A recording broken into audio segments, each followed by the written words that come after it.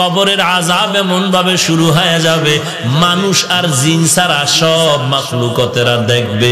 যে কারণে দেখা যায় অনেক কবরের পাশে কুকুরেরা ঘেউ ঘেউ ঘেউ ঘেউ করে কান্না করে, গরু রশি সিরিয়া পালায় যায়, কারণ ওরা কবরের আযাব নিজের চোখে দেখতে পায়।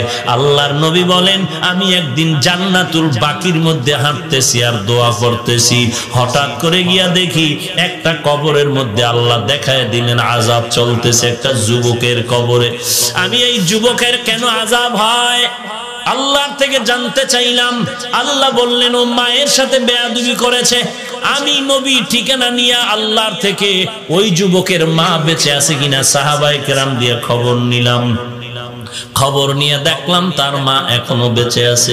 আমি নবী ডাকিয়া পাঠাইলাম, ওই মহিলা খবর দিল আমি যাব না। আমি বললাম, বলে দাও তার সন্তানের কবরে আযাব হয় যেন মাফ করে দেয়। ওই মা বলে, না না, আমার সন্তানের আমি কখনো মাফ করব না।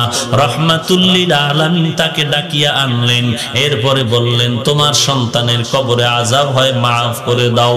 বলে, না আমি মাফ করব না। নবীজি বললেন, তো আগুনে জ্বলবে, তুমি কি মেনে নাও? বলে, হ্যাঁ, আমার কোনো আফসোস নাই। কারণটা কি?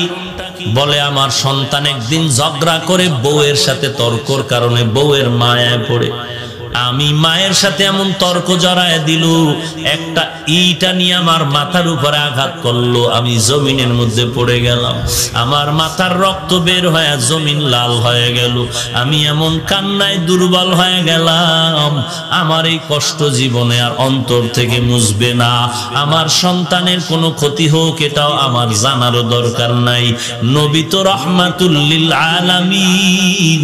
আল্লাহর নবী বলেন সাহাবাদেরকে তাড়াতাড়ি কেরোসিন আর লাকড়িয়ানো আগুন জ্বালাইয়া উপরে উঠাইয়া সন্তানের জ্বালায় দিব। নবী যখন আগুন জ্বালায়, নবী তাকায় দেখে মহিলার চোখ থেকে পানিগুলো বের হয়ে গেল। ডাক দিয়ে কয়, ও নবী, আমার সন্তানের এই আগুনে জ্বালাইবেন না।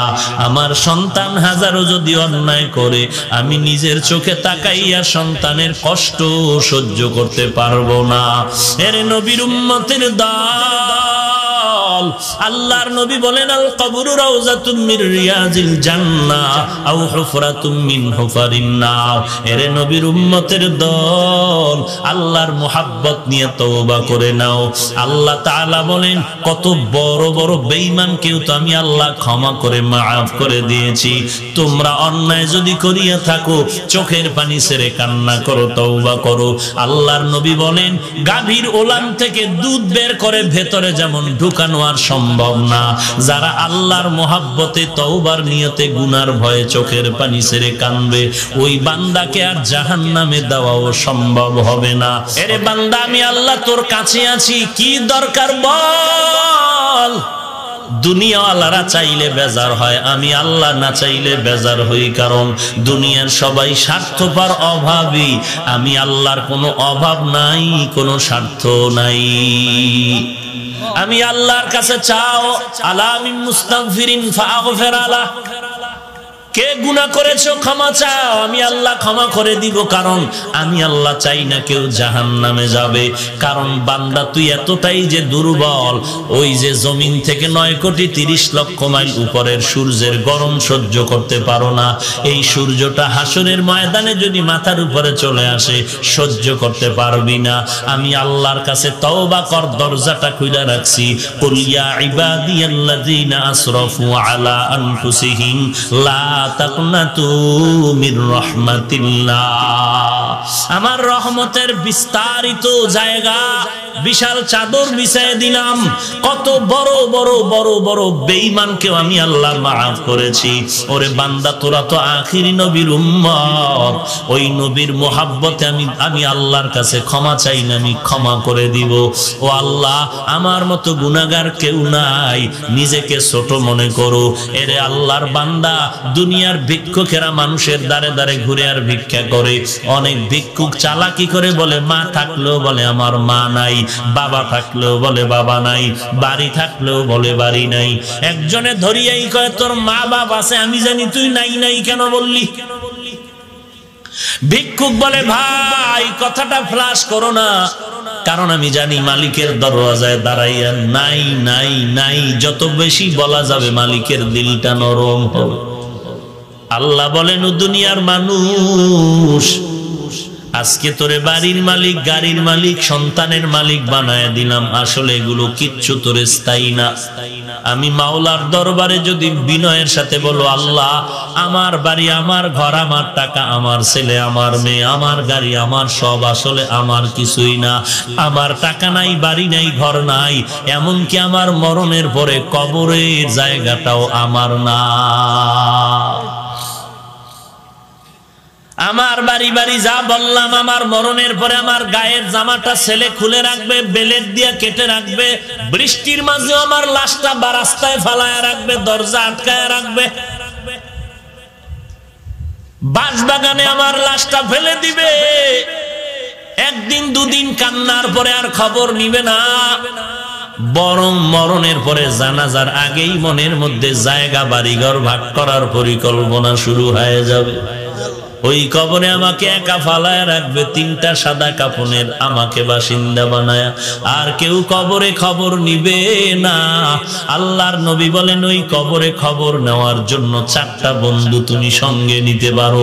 ক্বালান নবিয়্যু সাল্লাল্লাহু আলাইহি ওয়া আলিহি ওয়াসাল্লাম, إذا وزع الميت في قبره جاء القرآن عند رأسه والصلاة عن يمينه والصيام عن شماله وسائر الحسنات عند رجليه।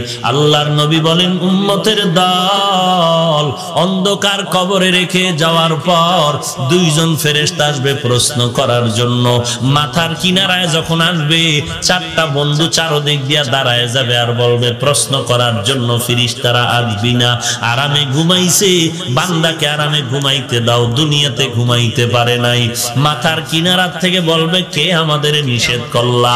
জবাব দিয়া বলবে আমি হলাম এই মাইয়েতের বন্ধু কোরআনুল কারীম। ফেরেশতারা ডান পাশে যাবে, আসবা না। কে নিষেধ করলা? বলবে আমি তার আপন বন্ধু নামাজ। ফেরেশতারা বাম কিনারায় যাবে, বলবে আসবা না। কে নিষেধ করলা? বলে আমরা তার বন্ধু রোজা। পায়ের কিনারায় যাবে, বলবে আসবা না। কে নিষেধ করলা? বলে বান্দার যাবতীয় নেক আমল, দস্তারখানের আমল, মেসওয়াকের আমল, টুপির আমল, দাড়ির আমল। কতক্ষণ তোমরা থাকবা? বলে আমাদের এই মাইয়াতকে জান্নাতে ঢুকায়া দেওয়া পর্যন্ত থাকবো। এরে নবীর উম্মত, আর এই 4 বন্ধু যদি তোমার সাথে না নিয়ে যাও, ফেরেশতা প্রশ্ন করবে, রবের পরিচয় দাও, মার রব্বুক ওমা দীনুক, ধর্মের পরিচয় দাও, রাহমাতুল লিল আলামিনের পরিচয় দাও। তুমি তো ধর্ম কি জিনিস জানতাই না, ধর্ম কাকে বলে তাও ভালো করে চেনো না। স্লোগানে তালে তালে তাল মিলায় বলো, ধর্ম যার যার উৎসব সবার। তোমার নিজের যে একটা নিজস্ব ধর্ম আছে তার খবরই নাই। তোমার যে একজন আল্লাহ আছে, সে আল্লাহর সাথে কোনো সম্পর্ক নাই।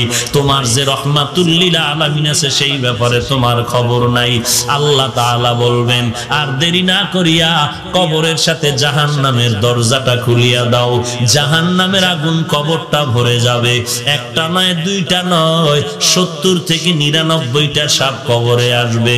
ইয়াহাবু লিমান ইয়াশাউ ইনাসান ওয়া ইয়াহাবু লিমান ইয়াশাউ যুকুর আও ইউযাওয়িজুহুম যুকরানাও ওয়া ইনাসা ويجعل من يشاء عقيما إنه عليم قدير।